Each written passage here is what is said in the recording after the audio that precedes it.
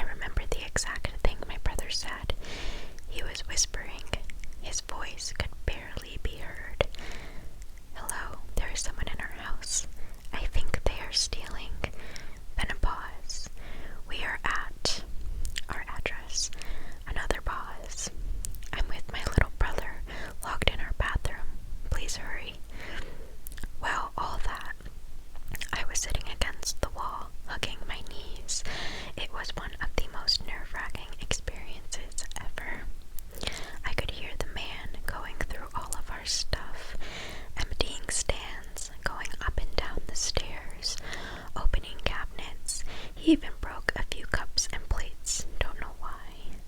Then I heard the sound my cell phone does when it turns off, and I remembered leaving it on the kitchen table. I felt so stupid for leaving it there.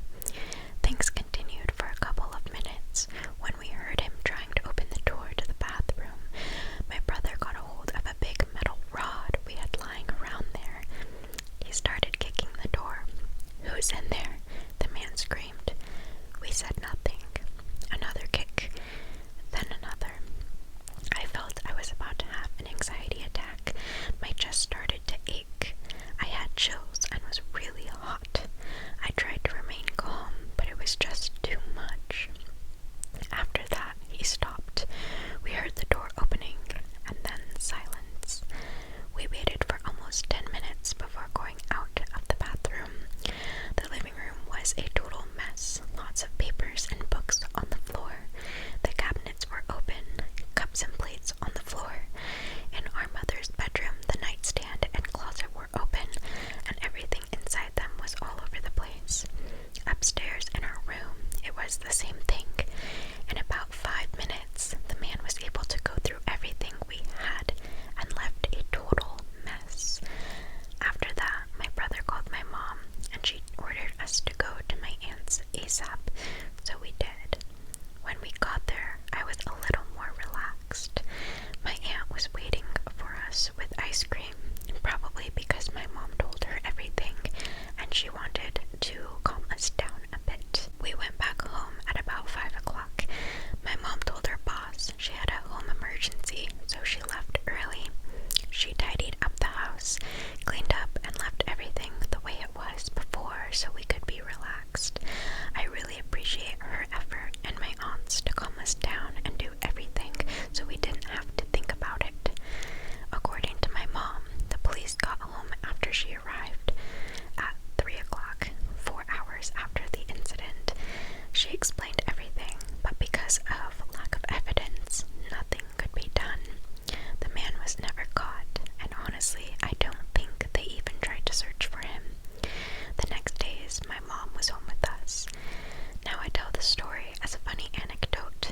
Luckily, no one was hurt, and he only took useless stuff, but at the time, I was really scared. To a 9-year-old, an experience like that can have serious repercussions. I'm lucky it never came to that, and I got over that after a couple of weeks. So yeah, that is my story. And their TLDR is, I was getting ready to go to my aunt's when a guy entered my home, and I hid in the bathroom while he went through all our possessions. Yeah, I mean, I'm glad that you can, laugh about it now, like you say, as a funny anecdote. But that is something that, as an adult, literally terrifies me to my core every single night. So, as a kid, that would stay with me, absolutely. So, yeah, understandable that you were really scared, because I would have been too, as an adult. So, I'm just very happy that you're safe, and you're right that nothing bad happened. So, great story. Thank you for sharing. And on to the next one here. Let's see. This one says, encountered a kidnapper, and it is by, okay, there's a swear word in there, so I'm not sure I'm gonna read it, but it's by Soggy Butt Cheeks. I'll let you figure out the swear words for that. And it starts, so I was on the way home from Arby's with the mint chocolate shake, zoned out for a sec and almost didn't notice his car. I tried just letting him through, but he insisted I go on ahead. Didn't think much of it and just continued on walking. He drove on ahead and parked his car near some apartments. He had on a black polo shirt, so I assumed he was just dropping something off for a job or something. As I kept walking, he approached me and offered me a $20 bill. I asked why, but couldn't understand what he said in response. I refused, since I know what's best for me. However, that didn't deter him. He grabbed my waist and I stepped to the side. He then started pulling me towards his car. I put his hand, oh, I think they mean I bit his hand so he wouldn't silence me, and made sure to scream as loud as possible to try and attract any bystanders if I could. He managed to get me into his car, and just before he could close it, I stuck my foot through the door to keep it open. I then got out and made myself go limp, since adding dead weight without warning creates sudden resistance and makes it harder for them to grasp you. Due to this quick thinking, I was able to get away unharmed. I quickly booked it and got on the phone with my mom once I was at a safe distance. I made sure to stay on the phone until I got back. After that, I'd taken some time to calm down and waited for the cops to get there to get my statement. The officer ended up praising my quick thinking, telling me that I'd luckily done everything right in this situation. And then they say, please guys, take self-defense seriously. I've only ever had a week-long course, and just that alone had managed to save my life. I didn't remember too much from my self-defense course, and only used the basic techniques that I'd remembered, which was making noise, dropping my weight, and checking behind me. Any other actions I'd taken were a result of logic and quick thinking. Chances are, if I'd gotten more self-defense training, it likely wouldn't have been as close of a call as it was. Also, never accept money from strangers.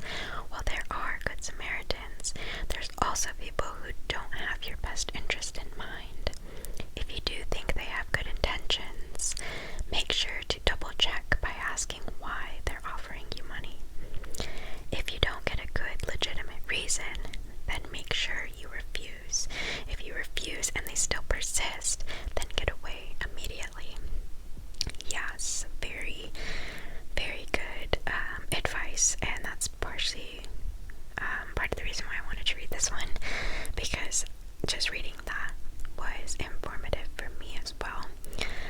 I knew about, making noise, not going silently, just from watching all the true crime that I do watch, that it's best to make the noise right away than ever allow anyone to take you to, a remote location. Even if that means potentially getting injured in that moment, at least you made noise and most likely, hopefully, scared them off. But I didn't know about the, going limp, which is very good advice. And actually, now that I think about it, that's something I used to do when I was a kid, and I would be fighting with my sister, and I would just go limp because then she couldn't carry me or anything. Yeah, that makes a lot of sense. Yeah, very good, and I'm definitely an advocate for self-defense classes, so yes to that. Almost kidnapper. Yeah, let's never ever meet, and I hope none of you ever meet anyone like that. Okay, and this one is by The Real Holy Gamer, and it is titled, I am never exploring ever again. And it starts, now this is something I really want to talk about to be sure that everyone is cautious and stays level-headed at all times. Now for context, I lived in the middle of nowhere in Canada. It was an old town that had quite a few abandoned buildings due to absence of residents. Me and many friends were tired of the lack of entertainment options for us, so what we did was explore these abandoned buildings. Prior to the experience I'm about to talk about, we never had anything too crazy happen to us. Occasionally, we'd see a small bit of blood-like liquid, and we did see a pentagram on the ground from someone who went to a house previously, but nothing too bad, until the last time I had gone exploring abandoned buildings. Now, when I was younger, I used to go to a daycare that was part mental hospital.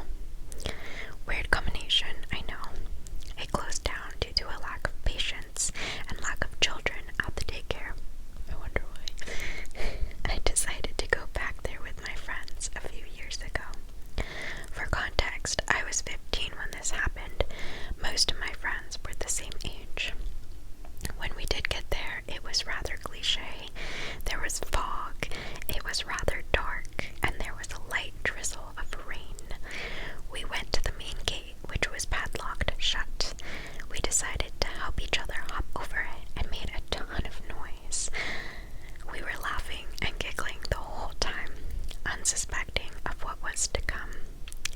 We looked around the small play place park with flashlights we had on our person. Even with our somewhat powerful flashlights, our visibility was rather limited. We decided to enter the decaying building. Glass and dirt crunched under our feet as we stepped into the daycare section of the complex.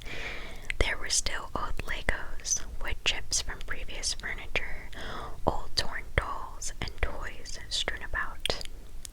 The further we walked around the daycare section, we naturally became more and more silent until all we could hear was the crunch of the dirt under our feet. I found some crayons in a plastic container in the corner of the room. I walked over to pick them up, when all of a sudden we heard a loud crash come from behind a metal door leading to the psych ward part of the building. My friends and I looked at each other. As a whole, we were a group of 5. Most of them were very bold and cocky. We all looked at each other when my friend Brian suggested we go and look to see where the sound came from. Personally, I was not fond of the idea, but with my group of friends, there was no way anyone was going to decline such a thing. We all stacked up on the door and opened it. It was rusted to the floor, and we heaved to get it open. As we walked in, the metallic smells and must became stronger, with a hint of something else which I couldn't put my finger on at that moment. We walked in, our flashlights pointed in every direction, with Brian leading the group. The hallways were tight, and to the left and right were the occasional metal doorway, some with doors open. I felt slightly claustrophobic, and it felt a little hard to breathe. As we continued, Brian shone his flashlight into a room and recoiled. We all stopped walking as Brian slowly entered the room. "What is it?" I asked him. "I thought I saw someone here. It seems all fine now." To be honest, I thought he was just messing with us to increase our anxiety, but looking back, I think he was completely honest. He backed out of the room, and we continued walking deeper into the psych ward, when another friend swiftly told us to stop. We came to a halt and all listened. In the distance ahead of us, we heard the subtle pitter-patter of footsteps echo through the hallway. We all looked at each other, fear in each of our eyes. Brian continued walking toward the sounds. We considered turning back for a second without Brian, wondering if some ghost or something was in the building, but we couldn't do that to him. The closer we got, the more I felt like I was being watched. When finally we entered a room on the right, which had the smell of rotting meat.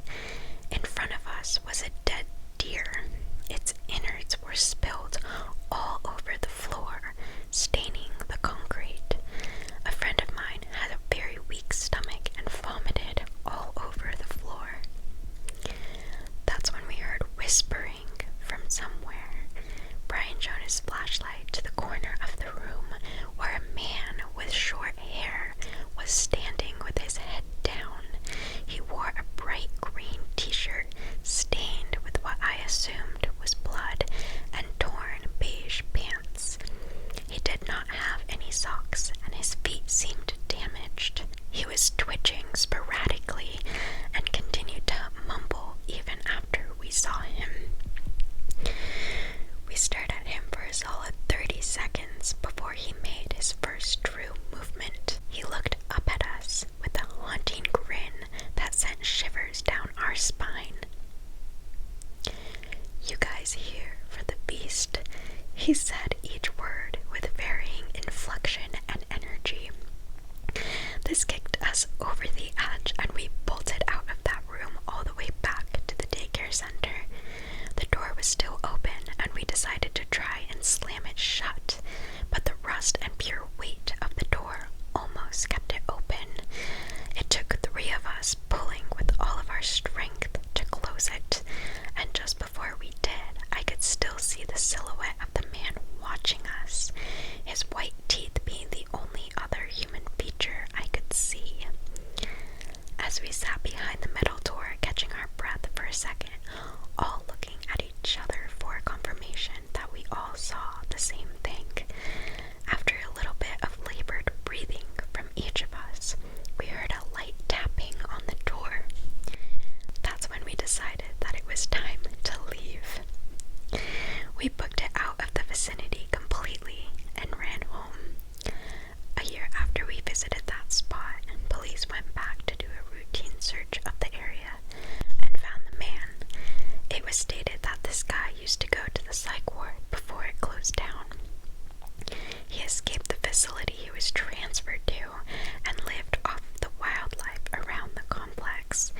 When the cops brought him in, he had a series of diseases and sicknesses from eating raw meat. His mental condition was much worse than before. There were future rumors that he did kill someone in the forest while searching for food, but nothing has been confirmed. In the end, guys, be careful, especially in dangerous areas such as abandoned buildings. And creepy dude, let's not meet. That one was creepy.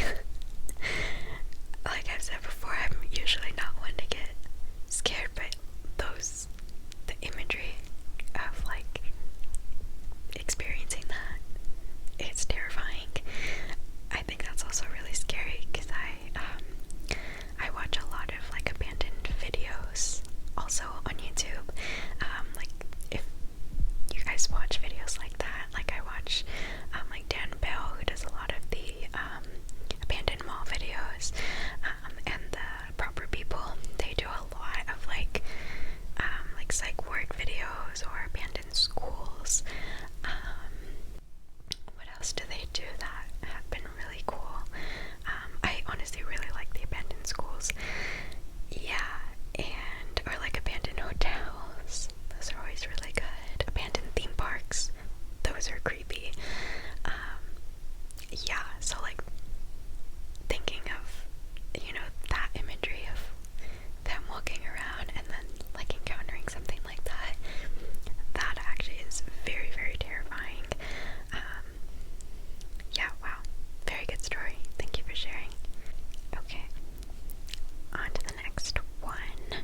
And this one is called The Time I Jumped Out of a Car, and it is by The Messy. And it says, I found this Reddit community and I just had to share an experience I had that was terrifying at the time. When I was 12, maybe a little older, I was waiting for my ride after school one day when this big white family van pulls up in front of me and asks if I'm waiting for my ride. My family had a van just like this one, so it wasn't suspicious or anything to me, but I was dumb and didn't register that, yeah, I am, and he was asking an obvious question because here I am, sitting outside the school by myself.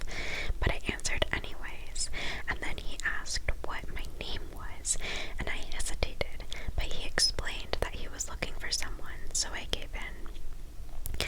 I told him my name was Thea, and he said, oh, so it is you.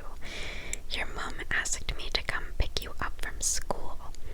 He then introduces himself as Sam, my mom's nephew, and I had never really met my mom's family, so I was none the wiser. Eager to get home and out of the cold, I didn't question him much, even though I was skeptical. I just jumped in the car, and thinking back on it now, I realize how dumb I was, and how lucky I was to get away. I got in, and we started driving towards the opposite direction of my house. At first I thought no big deal of it, because there was a route this way to my place, but it was just farther. But soon we were passing this route too, and out of nowhere I realized we were on the motorway. Now all traces of tiredness had left me, and I was on the edge of tears.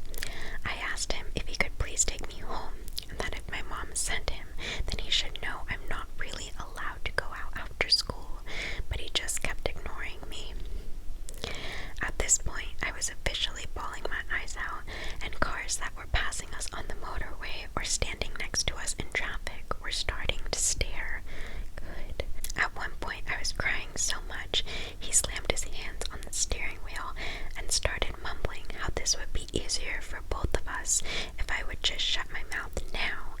But I wasn't thinking straight, and I knew that anything would be better than making it to wherever he was taking me. So the next time the car slowed down, I unlocked the door and jumped out. In all honesty, I wasn't thinking at all, because if I thought about it, I would have chickened out, and for once, I thank God that I didn't. I hit the ground and landed on my left leg. The pain was so bad, but I didn't care, because in my head, anything was better than being in that car. The dude didn't even bat an eye. I feel like in the chaos, I saw him try to grab me, but once I was outside, he just sped away, and the driver that almost hit me stopped just in time and got out and ran towards me. The police were called, and my parents as well, but to this day, I am not allowed to wait outside anymore, and even before I'm done with whatever I'm doing, my parents will be outside waiting. So to Sam the stranger, let's not meet ever again. Let's never, ever, ever meet. Ever. Yes, and I mean, you were so young, so give yourself, cut yourself some slack. That, don't call yourself dumb. Maybe a bit naive, but what matters is that you are safe. So you got away and you're brave. So brave in that situation. That is so scary, and something that is every parent and every child's nightmare. Yeah, again, anything is better. Making noise, getting away, anything's better than allowing them to take you to wherever it is that they're taking you to. So always, jump out of the car if you need to. And the next one here, I think this will probably be the last one. It's a tad bit longer, so I think this will take us to the end. So it is called I Don't Know How Many Times He Entered My Apartment, and it is by Tea Time at 3. I love that name. And it begins, I've hesitated to share this story for a long time because I know how important the mutual trust between a resident and their landlord/maintenance staff is, and I don't want to instill any unnecessary distrust in anyone's landlord. I've shared stories before about dangerous and scary residents I encountered while working at apartment complexes, but this is a story about my time on the other side of things as a renter. Before I had even graduated from high school, I knew I wanted to live at Paradise Apartments. I was a bit naive at the time, drawn in by the many amenities I would never use, but I primarily wanted to live there because the complex was pet-friendly and within my small budget. When the time eventually came for me to get my own place, I sublet the only apartment they had available and moved in. Unfortunately, I came to realize the apartment wasn't as nice as I'd originally thought. The building was old but remodeled, so it had all the typical plumbing issues and thin walls. I also learned it was not the safest part of town. I was primarily an online student, but I had one class that met in person twice a week around 8 a.m. I'm a bit of a homebody, so I rarely left during the day except for that class, the occasional shopping excursion, or to spend time with my boyfriend in the evening after he got off work. My apartment was a bit of a Bermuda Triangle. Even though it was only 600 square feet and I lived alone, things had a way of growing legs and walking away. I had 2 kittens at the time and blamed them regularly for things disappearing. Something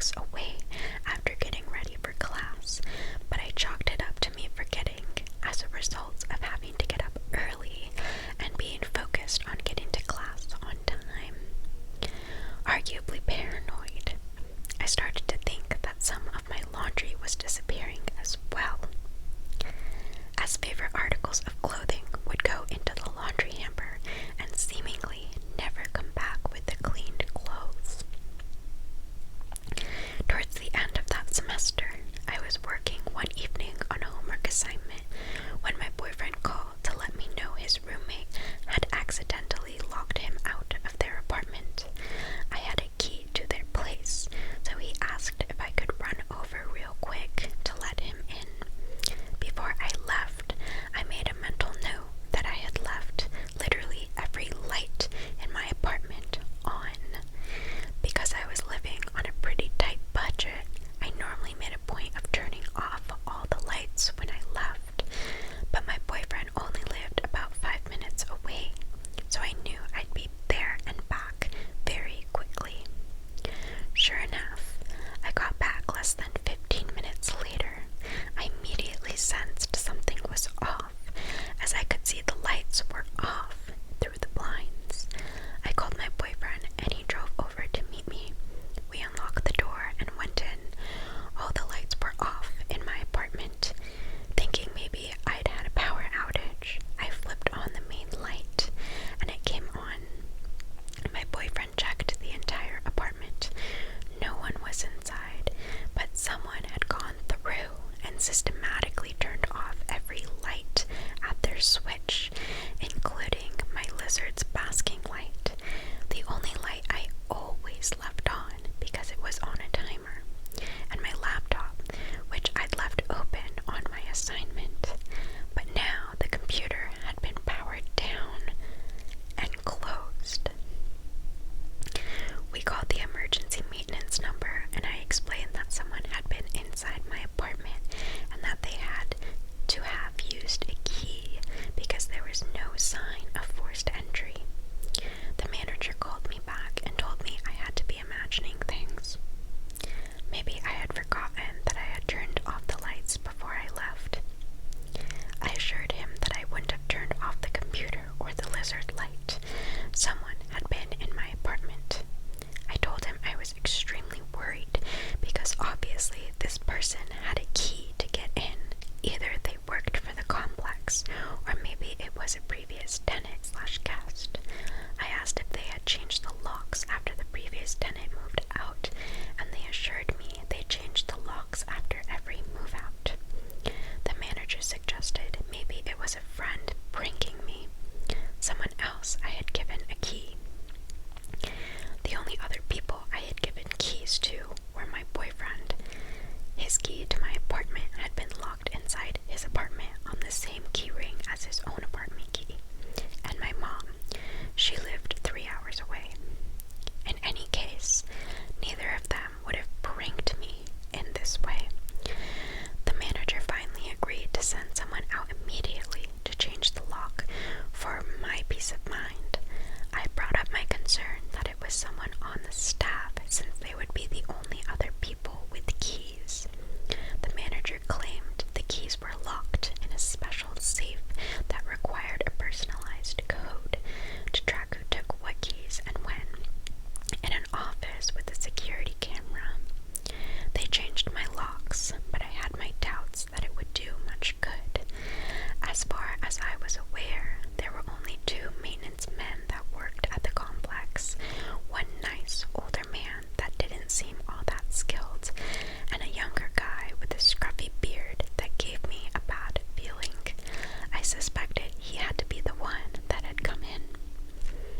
When I had first moved in, the manager had told me I would be getting a new kitchen counter within the first 3 days. I waited to move in my kitchen stuff, but after a week, they hadn't come. And then after a few months, I had completely forgotten about it. One day, I was sitting in my living room, and this scruffy maintenance guy walked in without knocking or announcing himself, and I hadn't received a notice to expect him. He said he was there to replace my countertop. It took him 2 days to install one small piece of counter. A few weeks later, I was getting out of the shower and heard a single knock at the door. I called out just 1 minute and hurried to get some clothes. Not 2 seconds later, the door started to open and I had to slam it shut, still wrapped in a towel, to stop him from coming in. He claimed he hadn't heard me call out, but I had my doubts. I don't remember what made up excuse he had for coming in. Another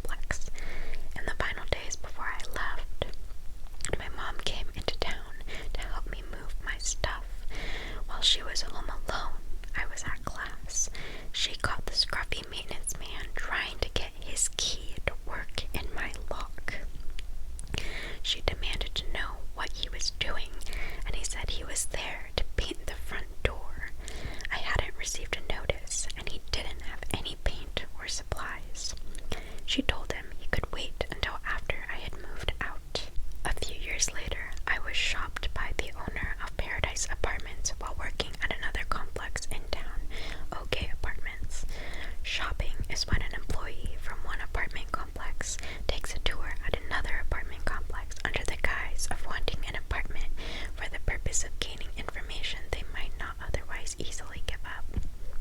It can also be performed by your own management company to make sure you're doing a good job. There were certain tells a shopper always gave, like asking specifically worded questions. Is it safe here? I'm a felon, can I live here? Etc. That required specifically worded answers and were easy to trip up on. Being too wealthy for the complex, Rolex watch, sports cars, nice suit, etc. And being too flexible on what they were interested in. They were interested in all the layouts and were open to move in whenever. This guy seemed too old and too well off to be randomly considering an apartment at OK. We were geared towards lower income folks. While I was giving the tour, he asked if I had any opinions on other apartment complexes in town and mentioned Paradise specifically. Normally, I wouldn't badmouth any other complexes. I preferred to win them over by showing them the positives of our community. But I told him that I probably wasn't the best person to answer that question because I was probably the only person to give Paradise a bad review in the last 5 years. He asked me to elaborate, and I told him my apartment had been broken into, and I suspected it was someone on their maintenance staff. At that point, he revealed that he was the owner of Paradise, and that he was very disturbed to hear I'd had this experience. He asked me to describe the maintenance man in detail. I assured him it was in the past and I was over it, but he insisted on calling the manager over at Paradise, still the same guy, to ask him over speakerphone if they had had any issues with the maintenance staff back in the year I had lived there. He answered yes. There had been a scruffy young maintenance man he'd had to fire because he'd been caught multiple times breaking into the apartments of single women. Satisfied, the owner proudly told me the issue had been resolved and asked if I would be willing to change my review. I told him no, none of this had changed the fact I'd experienced this and actually validated what I had suspected. In the years I worked as a leasing agent, I learned a lot about where complexes will cut corners to save time and money. From my experience, a lot of complexes did not switch out the locks if the tenant was good, and a lot did not require background checks for employees, even though they did require them for tenants. Keys also got passed out willy-nilly to vendors and maintenance during turns, and employees frequently got master keys that would open all doors. I won't go so far as to say every complex operates this way, but every complex I worked at was doing this when I started there.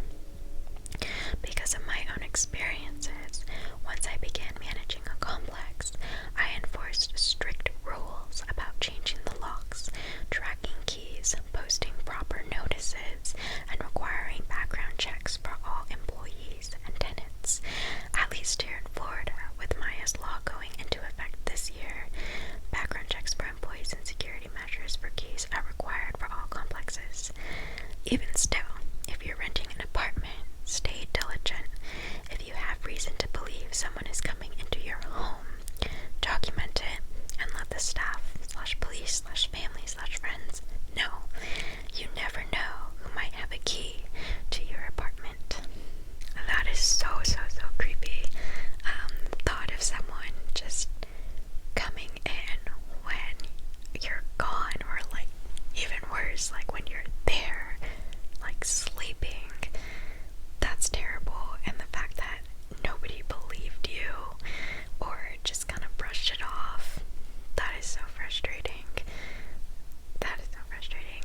Yeah, I really liked all of these stories. I'm happy that I picked these specific ones because I think they all kind of had a message or something to inform others of, procedures or self-defense tactics, just things to really keep ourselves safe because, we have to really stand up for ourselves and